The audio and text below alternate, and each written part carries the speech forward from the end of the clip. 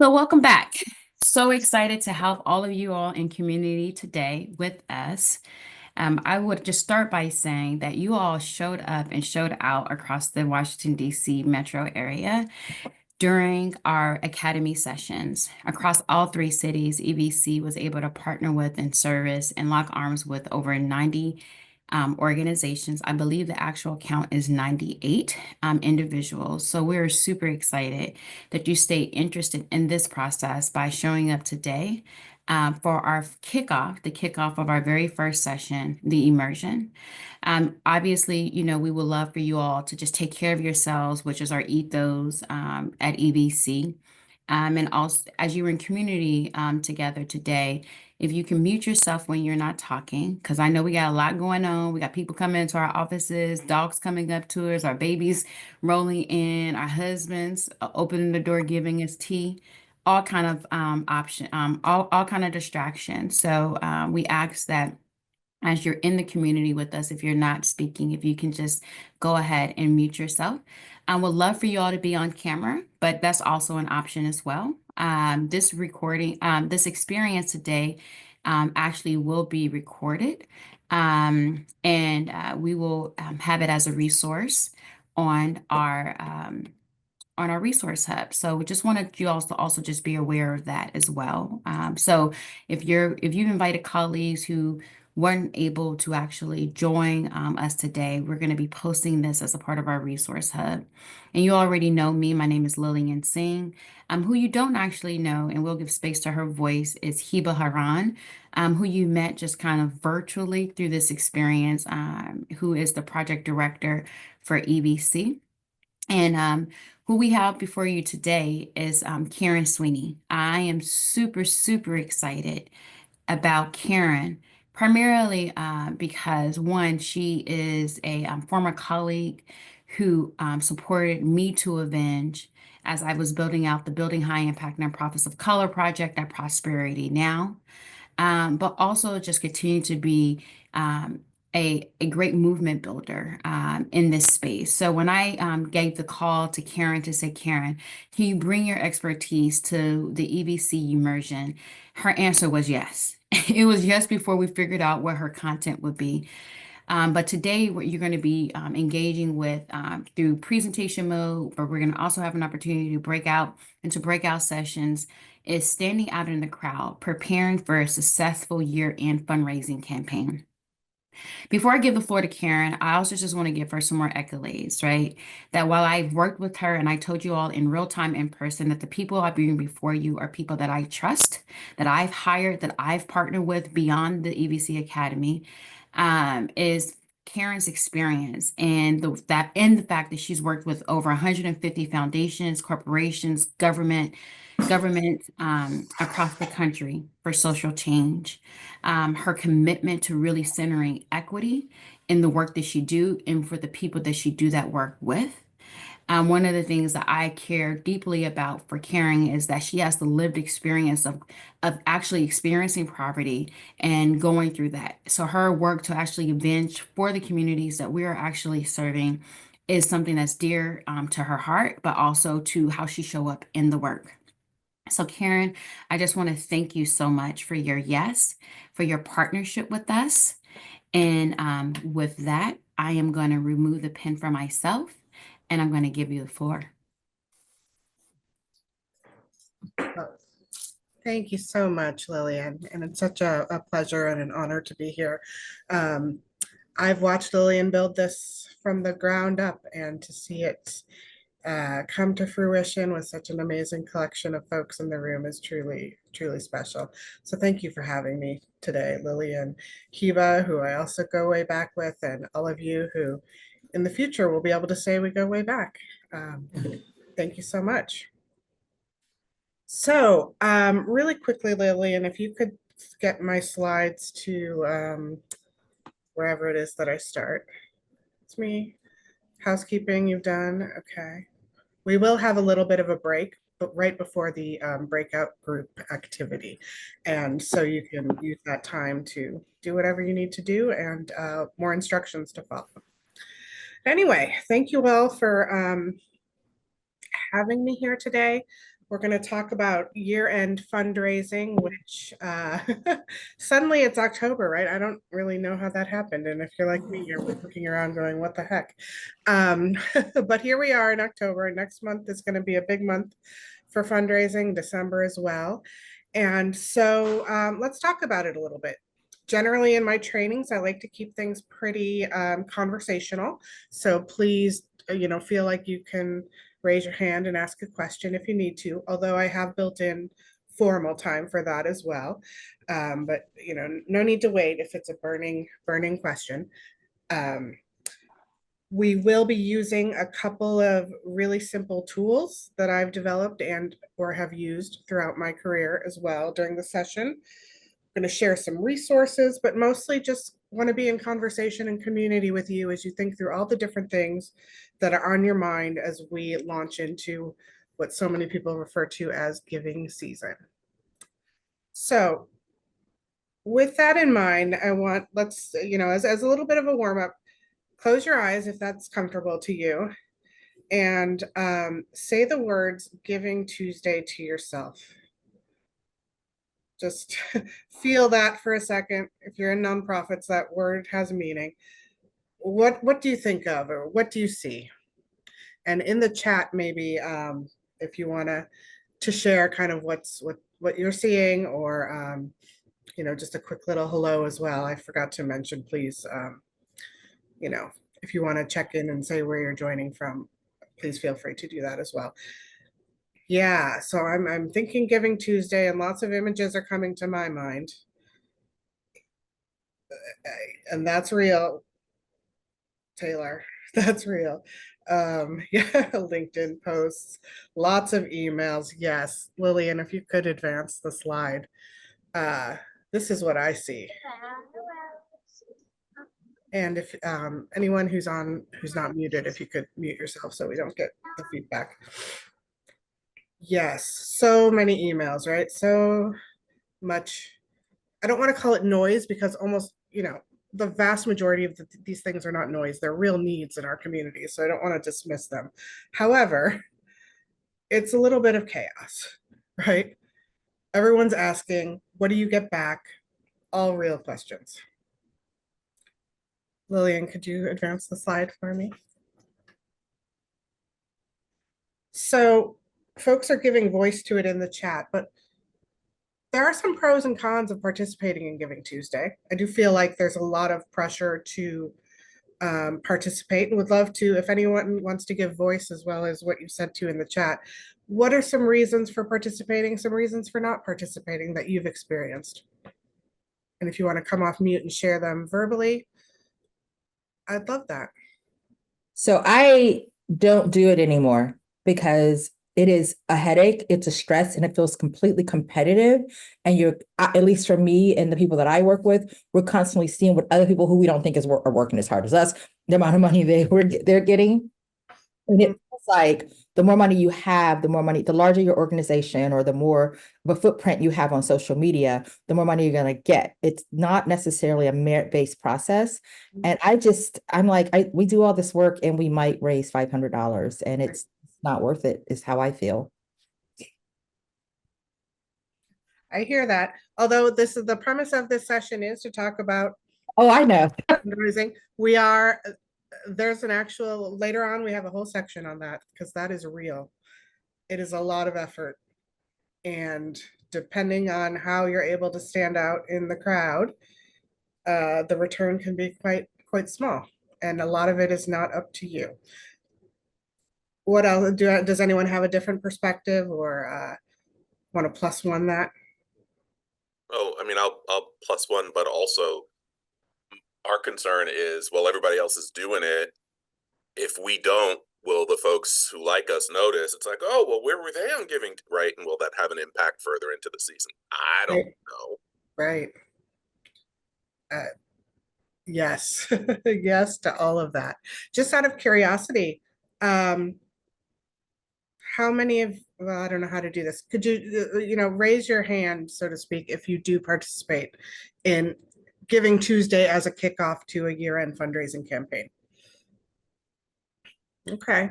So And sometimes the AI doesn't recognize, that's okay, I can see you. You know, I mean, there's pressure in our sector to participate for sure, and there's um, good reasons to even.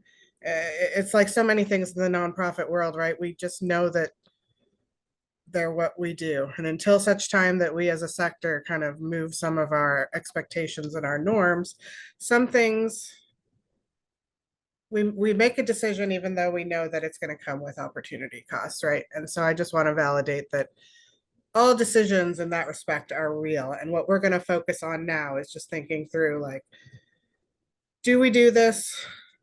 And if we do this, do we do this in the simplest, least energy draining, most sort of way that maximizes our ability to be visible and to succeed? Lillian, can you put the next slide? So before you launch a year-end campaign, and I do want to recognize that I'm conflating Giving It Tuesday and year-end campaign because they so often go hand in hand. But really what I'm talking about is that holiday season where people are thinking of giving, they're thinking of their taxes for next year, they're thinking about their budgets. All of that, you know, that sort of coalesces into an endless series of emails and social media asks and other ways to reach out to your constituencies. And it's so hard to disentangle them that I'm talking about them together. And that is my cat. Speaking of interruptions, I hope you didn't hear that. That was extremely loud and a little bit frightening. Anyway, so here's, you know, I like to, you know, do some gut checks with myself. And I always like a little bit of a tool. Thank you, Bria. And so I wonder if, you know, in some cases, maybe it's not up to you whether you do it, depending on where you sit in your organization, right? Or you're not the only person who decides whether to do it. But if we could take 2 minutes, 3 minutes at most, look through these sort of simple questions and answer them for yourselves. You know, you don't have to say it out loud. Just like think to yourself, what is my answer to these questions? And how many yeses and how many nos do you come up with? We'll take, you know, 2 minutes. And in the meantime, I'll catch up on the chat to make sure I haven't missed anything. Gosh, that's right, so commercialized.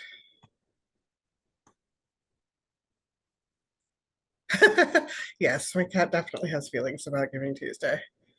Yeah, some people have done it before, but not last year. Yes. Yes. So much oversaturation.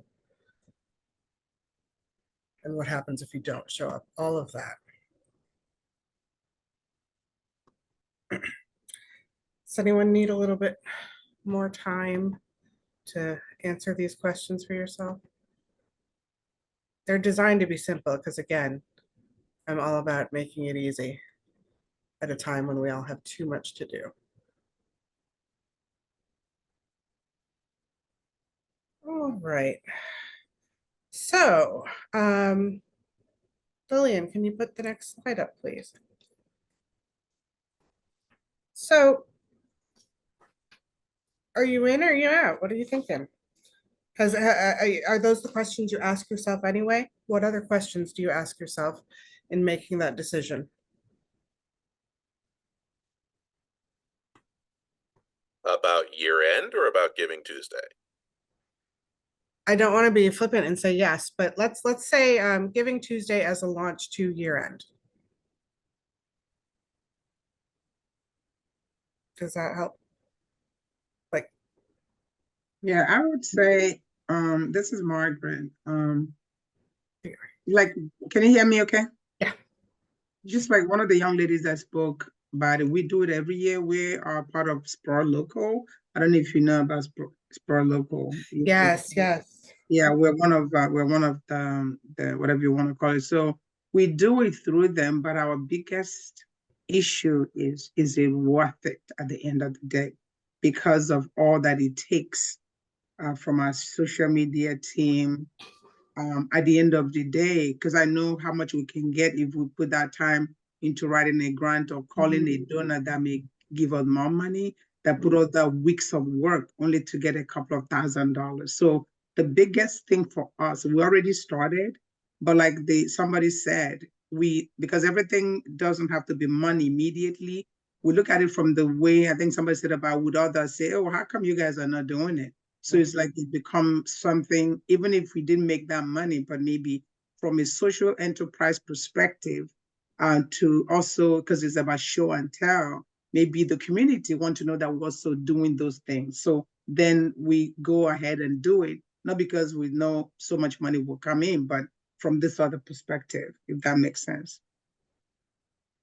Absolutely. Yes, Deborah, I see talking about the list. Yeah, the list is definitely a big consideration. Ebony, is your hand raised from earlier, or do you have an additional? Yes, it was raised from earlier, but I can still put some input. We have, going into this is pretty much going into our second year. So we did do Giving Tuesdays last year. Piggybacking off of what Miss Margaret just said, I do feel like no matter what type of fundraising it is, in the year before the season, before Giving Tuesdays, I think it always matters of like, is it worth it? The type of fundraising you're looking into doing, the size of your organization, the amount of money. We just did I don't know if any of people here know of the organization Collectively. They had a fundraiser called Collective Give, which is kind of was like a Giving Tuesday. They have the Collective Give Day, and we raised a little over $4,000. But I think that you have to be mindful of that checklist you just showed, understanding like how much you need to pour in. If you're the way you want to promote and advertise your fundraising, it's all about strategy. And what's more important is, like Ms. Margaret said, is it really worth it with what you're going to receive from what you're putting out? So true. So true. Thank you for that. Stacy. Yeah, I was going to say, I was the person who said it feels like it's so much more commercialized, but I was thinking about it, like Giving Tuesday started, what, 12 years ago? Yeah. 13 years ago. And like the ability to give has evolved, right? Like you're thinking 12 years ago that direct to nonprofit support was so different, but Yes. now folks have the ability to give directly, and there's online giving, and there's, they're being bombarded from every direction. So my feelings are not that it's not necessarily worth the return on investment. It's how do you differentiate yourself from everything else that's out there? Because when you said, what do I think of? And I immediately put my inbox full of emails, and then you shared an inbox full of emails. Like, how do you not just do an email? Because I don't think that's going to grab anybody's attention. And that's really where I go, is it worth the investment? Yes, but only if I can sort of find a way to not sort of just perpetuate what everybody else is doing. I co-sign that wholeheartedly. Thank you for literally teeing up the next part of my presentation as well. I swear, we didn't collaborate beforehand on that, but it is pretty perfect. Lillian, could you advance the slide for me? All right, we're going to glaze over this because I have a feeling you all know this, but if you've decided that you're in, there's some things you need to be super clear on with yourself, your staff, whoever are the individuals involved in making this happen. And if you can't be clear on these, that's some data for you to consider. But I especially want to emphasize the last 2 points because it's going to speak to that differentiation that we want to get to. And I like to think to myself, in addition to noise, I'm sorry for using the word noise because it's more serious than that, but there's just a lot of things that folks can be paying attention to, whether it's the messaging of your own organization, which you probably got multiple messages, as most of us do, because the work we do is complex, and what you're asking them to do. Those 2 things, introducing some even additional clarity into those 2 things can help you stand out from the crowd and minimize, or shouldn't say minimize, reduce the amount of bandwidth you're putting into this if you're concerned about that ROI equation. If you're putting in too much effort for too little reward, we're thinking also about how to simplify with the bonus that simplifying actually will help you stand out in the crowd. And to the final point there on 5, it doesn't always have to be give money that you're asking folks to do for you, even during year-end giving. There are ways to engage your constituencies during this time, which can also yield benefits for you in the longer term. And so I'd love to move on from that, just so that we can get to the key question here, which is, how do you stand out? And I will say that I started my career, spent 15 years writing proposals and bids for nonprofit consulting firms who did government contracting. I don't know how many of you have ever done government contracting, but it is its own, government grants, government contracting, it's its own thing, right? It is super complicated. But because it's also very lucrative for some folks, there's a lot of scholarship and best practice around it. And one of those things that you often hear about is what's called a win theme. It's a theme that you identify at the beginning of a proposal. It's a short, pithy statement that captures the spirit of why a donor should care or support about your work and what makes you, your organization, what makes you you. And it is reiterated and emphasized throughout a proposal, kind of like the chorus of a song, or, we think about, I don't know, a very famous one, Yes We Can, by our former president, or, brand slogans and things like that, that we see the way they use it in marketing. Absolutely, Julio, you will get a copy of these slides. I like to borrow this concept of a win theme, which is a very sort of technical proposal jargony kind of concept, but I like to borrow it for year-end fundraising. And here is how I do that. Lillian, can you put the slide forward for me? And chances are you've got win themes already in your material. So this is not about creating anything new, because no one's got time for that right now. And it keeps your messaging tight, saves your time and capacity, maintains and builds your brand, speaks to your organization's ethos. And because you've probably, you've put out an annual report, you've put out, newsletters, you've put out all sorts of different stuff. You've put out grant proposals this year, I assume. And so there's lots of things to pull from already. And so if you think back to a few slides ago when I said, what's the one thing that we want them to know, think, or believe about your organization? Just one thing. I mean, obviously there's lots of things we'd love people to think about us, but let's keep it really simple. What's the one thing you want folks thinking about you when they get your appeal, when they get your communications? Let's reiterate what we've already said to them throughout the year and use that in our year-end fundraising. Now, I do want to distinguish this from branding a little bit. It's going to align, hopefully, if your comms team is going to really want you to make sure you align, but it's slightly different from that, because it's about how you take that and then use it in the appeal to help you stand out. If you see, I've pulled, I had a list of those of you who were coming beforehand, and we don't eat pets. Oh dear. Good. Oh gosh, yes, I just got that. Sorry. I pulled out a few from folks who I knew were going to be in attendance. I sort of went to your websites, went to your materials, and I said, if I were you, here's what I'd take that you've already done and use for this this year-end messaging. Lillian, I've got share our strength in there, and I use share our strength later as the example because I knew you wouldn't mind. There were a couple more of just participants in your cohort who, really like popped out immediately to me as like, right, take that, let's think about how to use it in a fundraising campaign. Next slide, please. So once we've identified this theme, thank you for bearing with me, by the way, while we get through some just checklist, because what I really want to do is work on this together and in small groups. But once you've identified that theme, that piece from your existing communications that you want to pull out and make your year-end campaign around it, what are some of the things that you can do? Obviously, I just said the first one, frame your ask around it, make it concrete. What will their donation do? Put a face to it.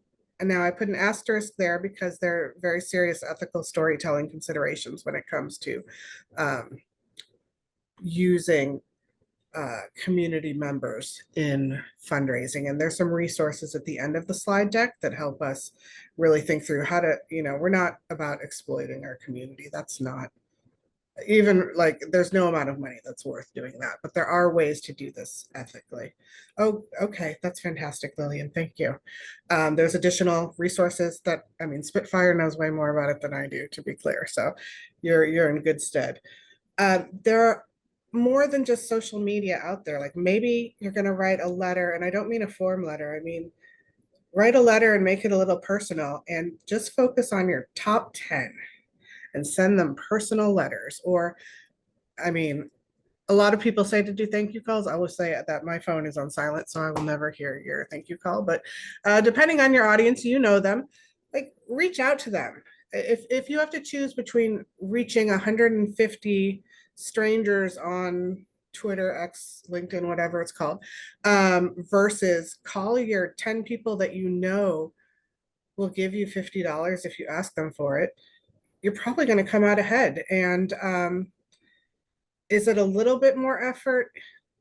Obviously, but that's why you prioritize, and that's why you take material that you've already used and adapt it for the script, so that you're not recreating anything, and you're focusing on what will help you the longest in the long run. Because not only is that 10 minutes that you spend talking to someone maybe a little bit more of an investment than pressing tweet or whatever you press now on Twitter, I don't know.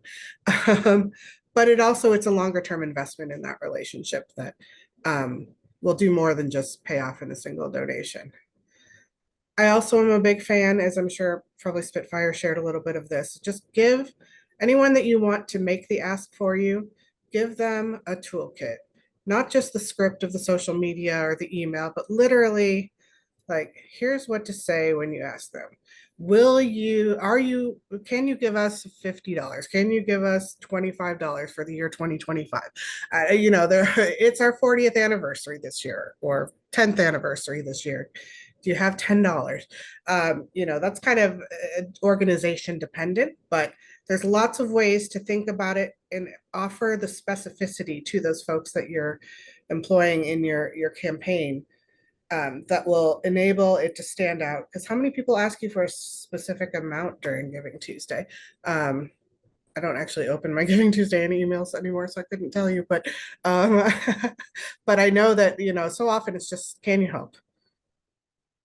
Be more specific, tell them what to do. That'll help you stand out a little bit in the crowd as well. Next slide, Lillian. To use the quick example that I pulled from Share Our Strength, which also has No Kid Hungry, which is an amazing brand, right? It tells you everything you need to know. But I pulled out what I know about a part of that organization that Lillian works with.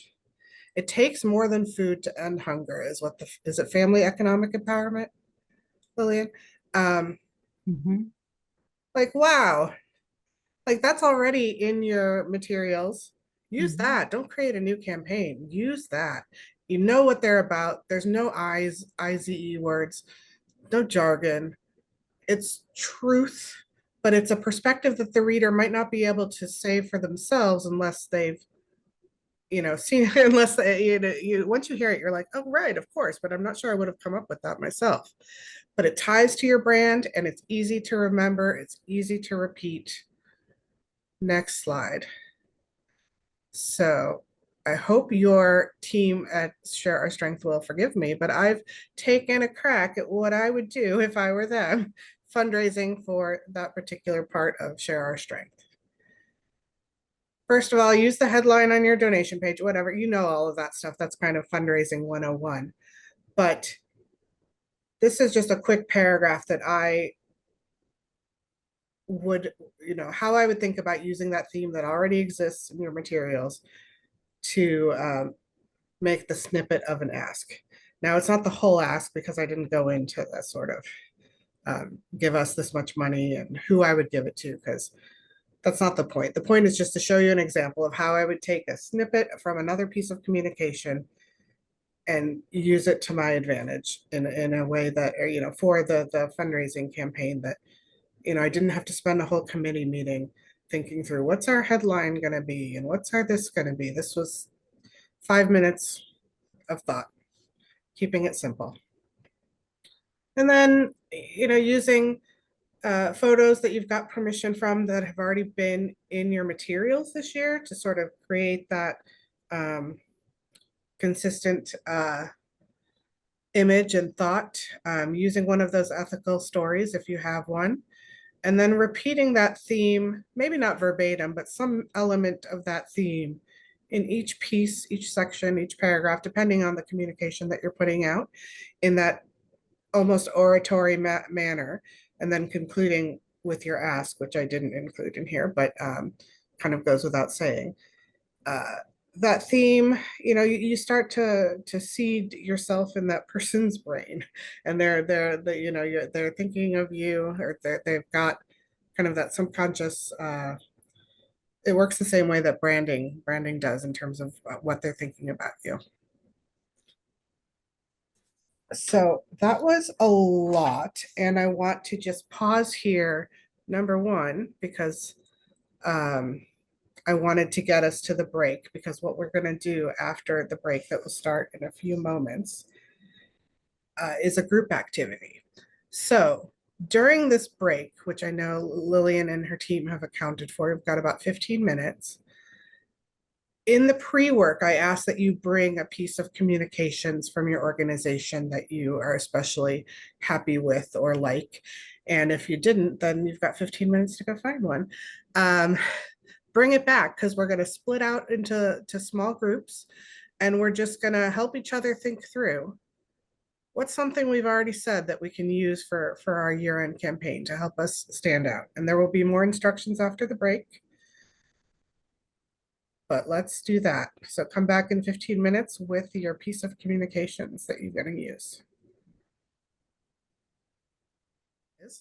Let's just take a moment and acknowledge what a lot of you are giving voice to at the beginning, which it is okay if after that analysis, that checklist, or just you're tired, it's okay to say, like, this isn't for us in 2024.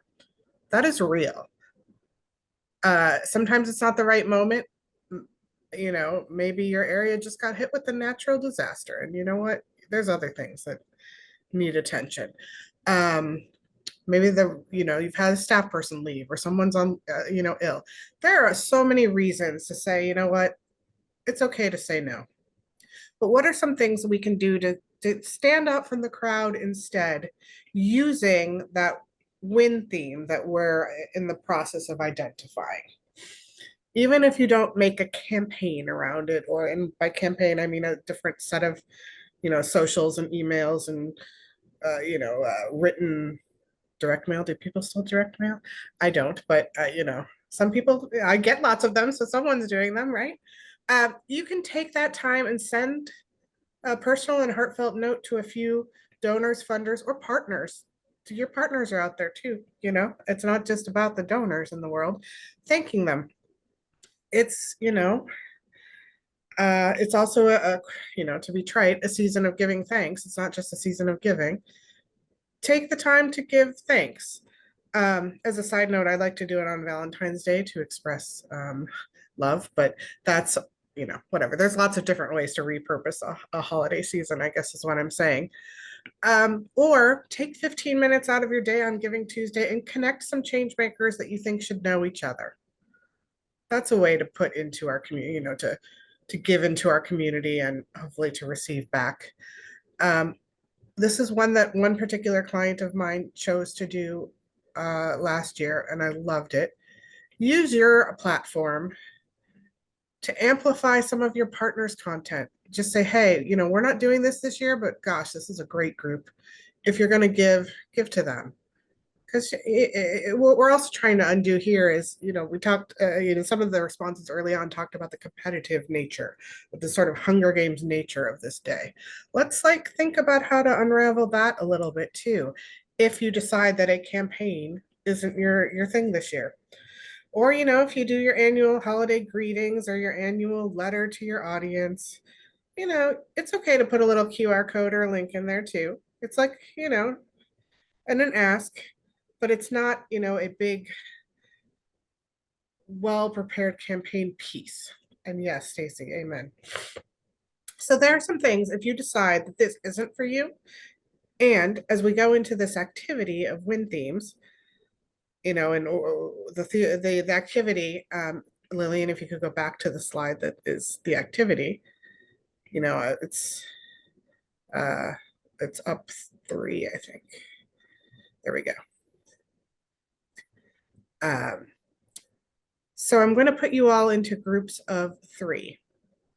And I'd like you to take a couple minutes, if you haven't already, review the material, the communications that you've identified, and pick out something that you think could be your win theme.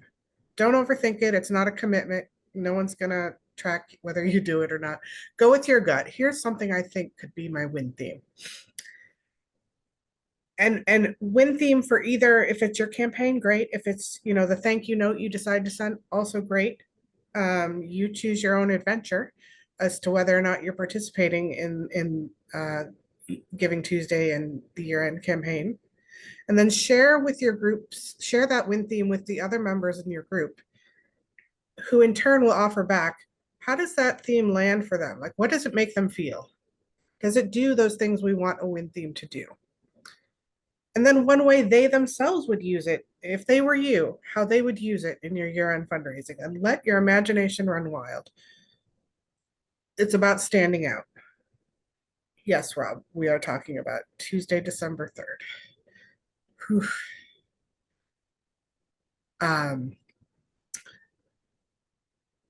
Yes, so that's the activity. I want to give us about 20 minutes to do it because there will be 3 of you in each group. I see Taylor has their hand up. I'm she, her, they, them. Okay. That's why I was like, wait, I don't see the, okay. So I am wondering, are we going to be able to share our screen? Is that what we're just talking about? What we're Whew. That is an excellent question, and I am you can embarrassed to say I don't know. You can give permissions for multiple users to share their screen. Okay. Who's ever hosting should have the security badgie icon, and if you just click allow participants to share screen, theoretically, we should be able to do it even in a breakout room. Theoretically. All right. So the option of multiple participants sharing their screen is on. It's on. Yeah. So you should be able to share your screen. Okay. Fingers crossed. And how long are we in the breakout rooms for? Let's give ourselves 20 minutes so that we've got 10 minutes at the end to sort of wrap up. I'm going to, or Hiba, did you want to do it or should I do it? Assign just groups of 3 randomly if we could. okay. I can do it if you want. Yeah, go for it. It'll take me a Okay. little longer. I am, as Julio points out, reactivating my muscles. Wish me luck. Here they are. Wait, there's still rooms open. I'm going to close those, okay, and start them again.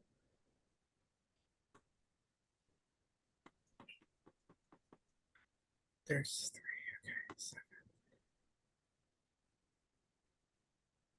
Okay, you should be all set, Caryn. Okay. This is Donna Hurley. I'm not in a room. I'm getting, let's see. Okay, it should be coming through now.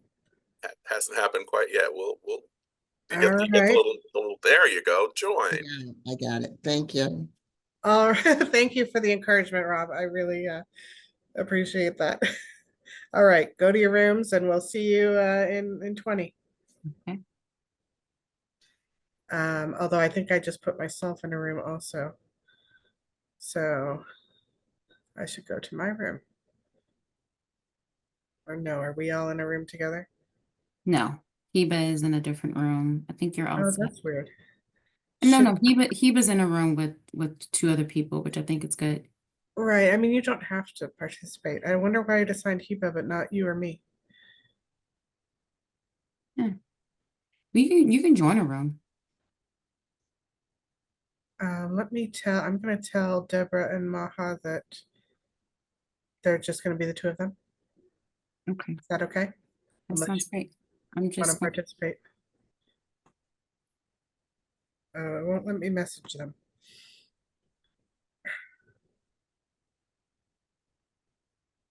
Are we still recording? I don't think we record during breakout rooms. Yeah. Rob can is go on to the phone with Ursula. Yes.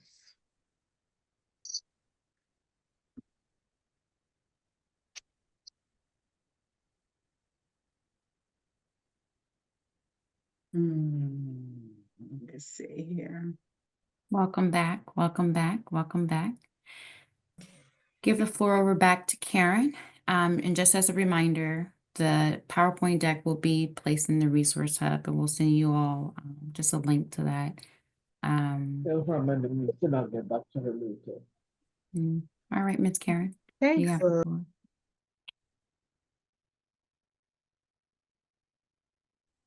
It says you muted me. I'm Oh, back. I'm sorry. I'm sorry. I'm sorry. Oh, no, that's okay. You're done hearing from me.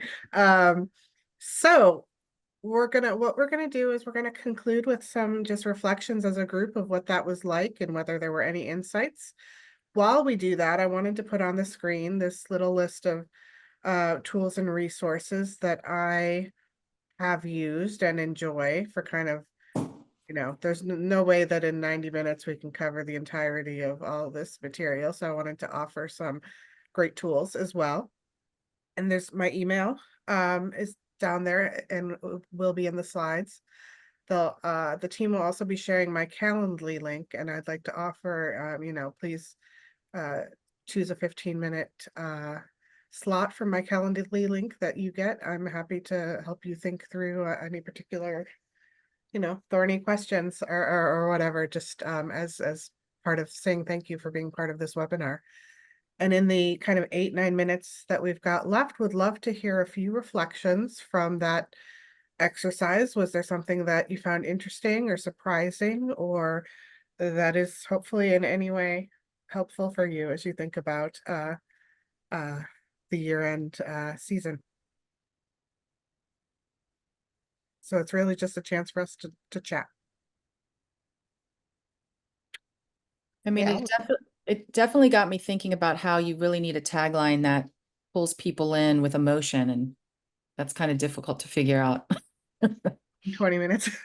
Yeah, but I had a good group. I think we did, No, I appreciate that. It is so hard to stand out, isn't it? So we had a question regarding the tagline. Exactly where do the tagline? Is that at the beginning or at the end? There's no hard and fast rule, but what I would say is have it show up a few different ways at a few different points so that it's, I suppose best practice would be to maybe lead with it, have it interspersed throughout the middle, and then close with a similar, sort of statement. But I think, there's no hard and fast rule as much as there is just being very intentional about including it and, weaving it through. So my group gave me some really good feedback. So those of us that were with us in DC know that Please Speak for Me we still have a 3-to-1 challenge. If we raise 50,000, we're going to get 150,000 for our Housing for All. And we partnered. You know how, Caryn, you were saying you don't always have to be asking for money. We lost a comms person because she was shady. And so I found myself unwilling to really jump back out there and hire someone else. I want to give ourselves some time, but I need help with this campaign to raise this money and to elevate our work, our Housing for All. So I went to the National Income Housing Coalition because we've been doing work with them. And I asked the CEO, would she loan me her comms people? Oh, wow. He gave me 4 weeks of 5 hours a week. And so in our group, I showed them the video they made for the ask, and they just we raised 38,000. We have 12 more to go. And my group was saying to keep using that, but to change it to say, we've raised this much. Can you help us reach that? Because I'm Yes. very reluctant to do an end of the year ask because I've been asking for money since August for this. And I Mhm. thought that was a really good idea. And I'm really appreciative that they saw it and they really and they say, yeah. And both people were like, how'd you get that video? We want that video. So that was a good sign. Uh-huh. Oh, wow. Thank you so much for sharing that. I love that. I also see in the chat chat GPT and AI. Yeah, I mean, look, that's a whole nother webinar, right? But there are ways to make that work for you. Ebony, you have your hand up. Yes. Yeah. So I know Taylor just mentioned something about a video, and our group, we had a brief discussion. I don't think any of us actually read our tagline, but we did have a great discussion and gave some great advice. But we went and I pulled up my social media and told them how I thought that video, when you're trying to capture attention, especially social media marketing, I think videos are always, it gives a lot more. Of course, you still want to add a caption and a tagline. People brought up ChatGPT in the chat just now because we brought that up too. And one of our, who was it, Julio, he pulled up a letter he's working on, and I'm like, hey, pull out a sentence out of there. And we like literally while we're in our chat, he plugged in that sentence in ChatGPT, and I'm like, tell them to, because he hadn't even known about ChatGPT. So it was great that we introduced that, and that like helped them in 2 seconds, kind of like reword a sentence. So I think videos and the use of ChatGPT could definitely help everybody get a great tagline. Yeah. Get some I will great say attention. right. Videos, you can use win themes in videos too. Because they can be spoken. They don't have, I should say, like, they don't have to be written, right? Because there's all sorts of different ways to receive and convey information. Thank you for that, Ebony. And You're welcome.